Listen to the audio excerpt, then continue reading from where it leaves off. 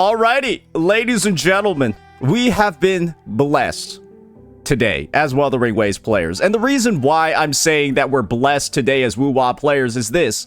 We've gotten early news and an early announcement for the version 3.6 livestream. And I feel like a lot of people are in the similar sort of circumstance to me when it comes to Wuthering Waves and its updates right now.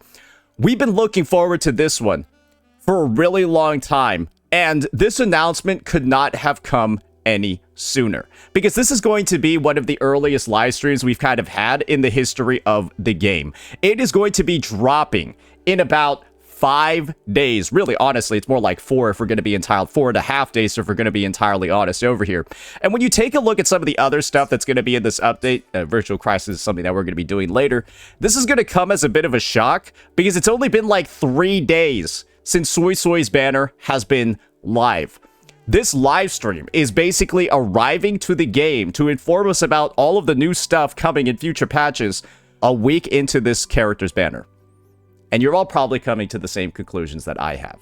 The second half of this update, with the scheduling of both the events and the lack of maybe something like a second half seg or story, has kind of resulted in the engagement of at least the patch right now to be a bit off. And the big thing that I think anyone has to look forward to in the second half of this update is just this, right? Virtual Crisis, and then I guess this web event, Flappy Bird, that's been unlocking some levels as well. And this is, I think, like the kind of like big sort of missing piece of the puzzle that I feel like 3.6 is really looking to weave in. You all kind of remember what happened during the 3.5 quest, right? A lot of what we didn't see in 3.5 is slated to show up in 3.6 just from this broadcast image alone, right? This whole idea that like Zhuangfang is like this land in the clouds, and then we're kind of like, you know, going around experiencing the vistas and stuff like that, right? Airships, we can see it all happening over here. We were kind of grounded, right? The entire 3.5 story. That's kind of what it felt like to me. We were very like grounded, literally down to earth, like in villages and stuff. And kind of like the only time we're in the air is because the boss decided to conjure up some platforms, and then we're kind of like fighting in like some, you know, like some arena for a little bit. But like the rest of Zhuangfang, all of that, I think it's very safe to say there are very few areas that we actually go to outside of like the village, right? And maybe like a little bit of like a city or two during that story. And it feels like there's still so much more out there. I didn't personally view 3.5 as like the most great introduction ever because we saw so few places in Zhuangfang. When you spend the majority of the quest in a village, right? On a very small subsection of the map, well, there's still a lot more in the region, right? That's literally undiscovered in the story for most players. And while, yes, you did have the opportunity to explore and stuff, if you never go there and you're never compelled to go there for any reason in the story, right? And then you're kind of like dropped into it with like fresh exploration, it doesn't really, you don't really see how like the story is really like tying into your experience. But here, it seems like we're getting a bit of shift. It seems like we're getting a bit of a difference in the type of story that's going to be told. And the way that I know for certain that Kuro is definitely being ambitious over here with the timing of a live stream like this, well, it's very simple, ladies and gentlemen. We just need to look at the past special broadcasts that Wuthering Waves has announced. Shouldn't take too long, but basically, I want to just like establish the track record over here of when Kuro typically does these live streams, and kind of like when they occur based off of what's going to be in the patch. The most similar update in terms of timing to me is one that's probably going to make a lot of sense to you guys. This was the version 2.6 special broadcast, and it occurred on August 16th, 2025. And then we had the update for Wuthering Waves 2.6. This one actually occurred at August 28th, 2025.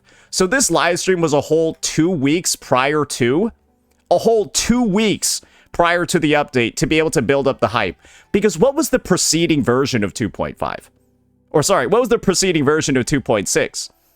It was 2.5, the Furlova update, which was lauded for a good story, but not a lot of content outside of the story in that update. And so it was a very sort of like slow patch in the second half. And so people really needed the news of what was coming up sooner. And that's why this was so early, right? Relative to some of the other updates that we've had before. And we've had updates, right? We've had updates as well where it feels like it's 1 week prior. And I think the biggest example of that is Wuthering Waves, the Cyberpunk collaboration. When was the broadcast for this update? May 29th, 2026. Right? We can all see it right here. May 29th, 2026. When did the Cyberpunk collab actually release? Just a week later. And so you can kind of see what's going on over here. The preceding update to the Cyberpunk collaboration was the anniversary. Ladies and gentlemen, it was the anniversary where you had a shit ton of events, an amazing number of things to do, great characters to pull like Hiyuki and Denya. And then what's the result of that? The live stream is delayed until like the last week of the update because people are already having a good time in the patch. So this is essentially a confirmation from Kuro Games based off the historical track record of when they time live streams depending on the tail end of a patch. Wuthering Waves 3.5 did not really do that well. That is the unfortunate discovery over here, ladies and gentlemen.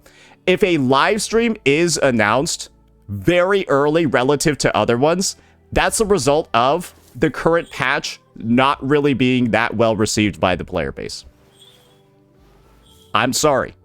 That's the only way that we can view it when we know that the only times this has occurred is, well, remember 2.6, right? Releasing, remember all of that.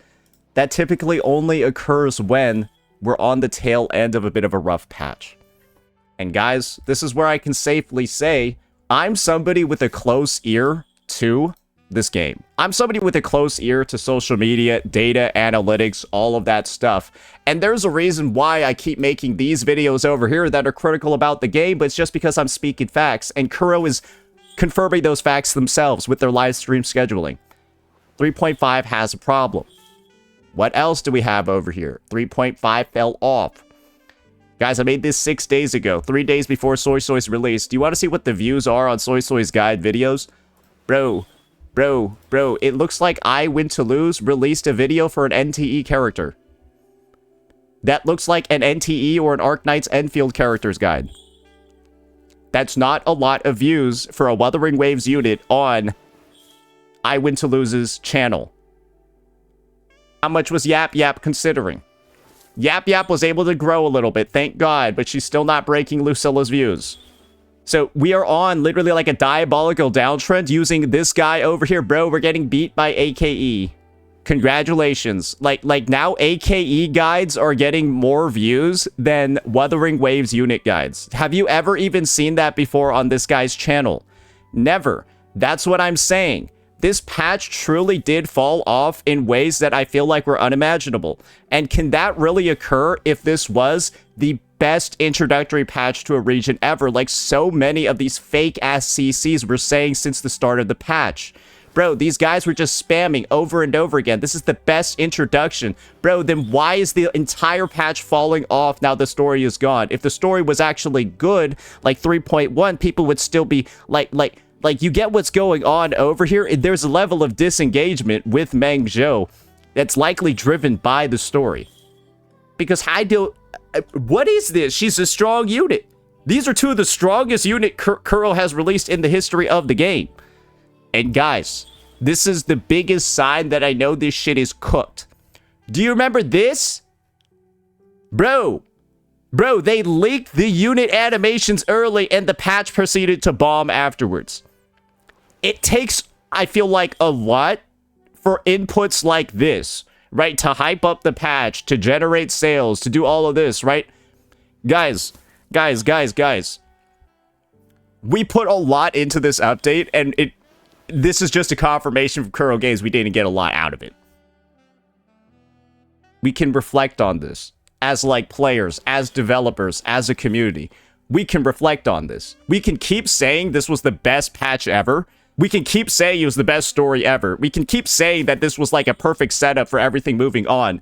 But the numbers everywhere are telling you otherwise. Bro, these are all the soy guides.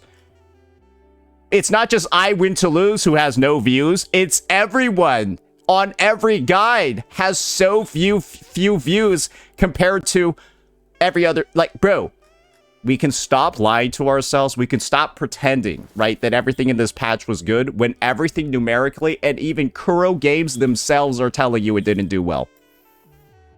Because that's what a 2-week early announcement, 2 week before the fucking update livestream is. Because the patch is not going well. And so you need to inform people about the good shit coming up on the horizon as soon as possible before more people drop the game in the present. And when this was a patch hyped up this much, right? A new region, all of that. This is the exact opposite of what we saw in Septimon. This is the exact opposite of what we saw in 3.0. This is the exact opposite of what we saw in 2.0.